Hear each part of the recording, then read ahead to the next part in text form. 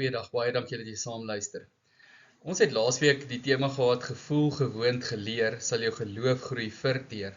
En dit het daar gegaan dat as ons goeders in ons geloof doen, bloot omdat dis hoe iemand vir ons vertel het, dit gedoen moet word. Of op ek voel so en so. My gevoelens is subjektief en dit kan verander. Of weet jy wat my pa het hierdie of so vir my gesê, so dis die absolute wet. Ek is gewoond aan om dit op die volgende manier te doen. Al is dit nie heeltemal reg in die Here se oë nie. Of weet jy wat iemand het my vertel? Die oordrag van menslike opinies is ook nie skrifgetrou nie. So dis die verkeerde of die lelike kant van dit. Want dit is wanneer dit berus op 'n verkeerde ingesteldheid en op die verkeerde fondasies. As 'n ou dit reg inkleer en jy sit hierdie goeders op die fondasie van skrifkennis, verhouding met die Here en groei en leer op die regte manier met die regte ingesteldheid, dan kan dit heeltemal die teenoorgestelde effek in jou lewe hê. En daarom sê ons, voel gewoond, geleer, sal jou geloof groei.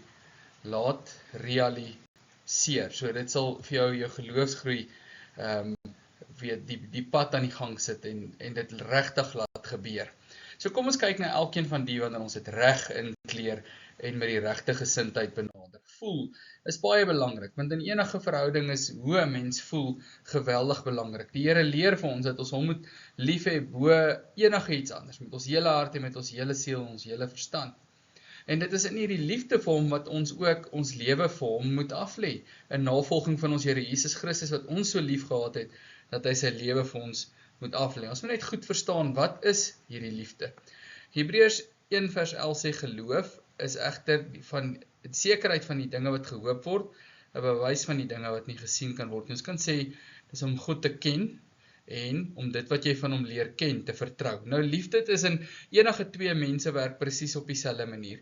Jy leer iemand ken, en jy groei in vertroue vir daardie persoon, en in daai proses ontwikkel hierdie gevoel van 'n diep liefde, omdat ek hierdie persoon ken en hierdie persoon vertrou. Daarom is dit belangrik vir ons ook om die Here te leer ken, om hom te hoor, en dan in vertroue in hom te groei, sodat ons ook in liefde in hom sal groei. Want wanneer ons eers lief is vir iemand, dan weet ons, sal ons berge versit vir iemand, meer nog so vir die Here, aan wie ons lewe behoort, en wat die bron is van ons lewe, en vir wie ons in elke ding in ons lewe moet verheerlik. So, maak seker jy groei in hoe jy voel, deur groei in wat jy weet, en vashou in wat jy vertrou.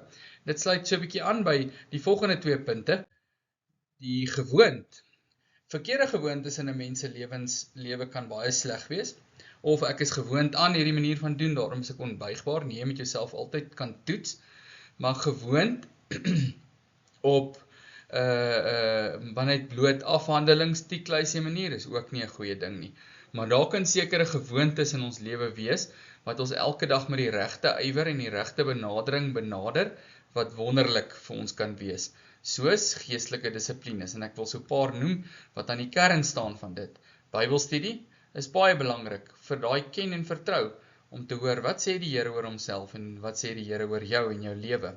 Gebed, om met die Here te kan praat, dis ons kanaal, waar ons alles voor sy voete as Vader kan neerlê. Maar in gebed is vertroue ook werklik 'n belangrike ding, want as jy dit voor die Vader neergesit het, dan moet jy glo en vertrou dat hy dit gevat het, en doen wat hy jou roep om te doen, en vertrou op wat hy in beheer van is.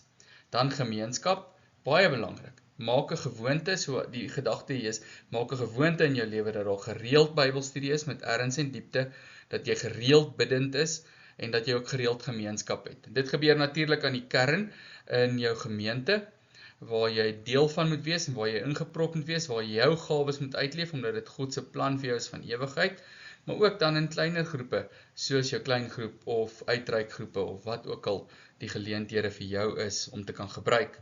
En dan gebeur dit ook, of 'n goeie gewoonte om ook te hê, is verootmoediging.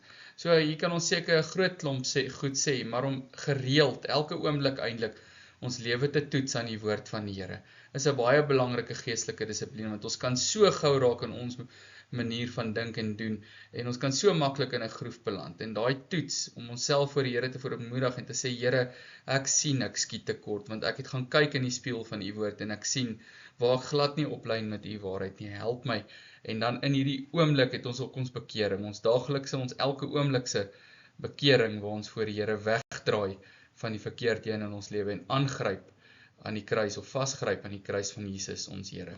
Dan die laaste een is geleer. Dis 'n baie belangrike een. God is die finale bron van waarheid. Dis wat jy moet weet. Soos 2 Timoteus 3 vers 16 sê, die hele skrif is deur God ingegee en dis genoegsaam. Dis alles wat jy nodig het. So God is die finale bron van waarheid. Daar sal nooit 'n ander bron van waarheid in sy plek kom nie. Selfs nie as sê die Here as al profete kom en 'n ander waarheid verkondig, moet julle dit nie glo nie. God se waarheid is die finale waarheid. Dan die gevaar van verkeerde bronne. Kolossense 2 vers 8, pas op dat niemand julle as byt wegvoer deur 'n filosofie en leë misleiding nie. So wees baie seker van na wie se preke jy luister, watse boeke wat verklarend is oor die Bybel jy lees.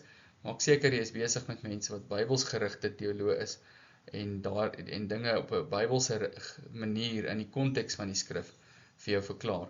Dan ware leerbaarheid buig onder God se woord is baie belangrik. Ons moet nie onbuigbaar wees vir die Here nie. Jakobus 1 vers 21 tot 22 ontvang die ingeplante woord met sagmoedigheid. Ander woorde met nederigheid en die wete, ek is leerbaar. Ek weet nie als nie, ek moet nog baie leer. En dan die voorbeeld van die mense van Berea, Handelinge 17 vers 11. Hulle het die woord met alle gewilligheid aangeneem en daagliks die skrifte ondersoek. Dan bly by wat God jou geleer het, Johannes 8 vers 31. As julle in my woord bly, is julle waarlik my disippels. Daar's in die woord van die Here 'n baie duidelike gerigtheid dat ons mense moet wees wat vir die Here voel, wat vir die Here leef, wat sy naam verheerlik deur vir hom te leef en daarom is God ook deel van ons skedules, as ons dit so kan sê. Ons moet tyd skeduleer, tyd maak, genoeg tyd vir Bybelstudie, gebede, gemeenskap, verootmoediging, al daardie belangrike dinge. En dan moet ons leerbare mense wees wat sê, ons kniel voor die woord van die Here en voor die waarheid van sy woord. Ons hoor mekaar ook en ons het mekaar lief in dit. En op die einde van die dag wil ons God verheerlik, deurdat ons sê, dit wat ons geleer het en wat ons aan ander leer, is in lyn met die woord van God. Kom ons bid saam.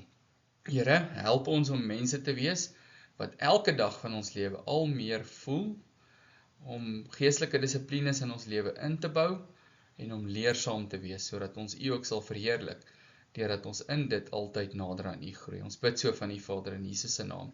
Amen.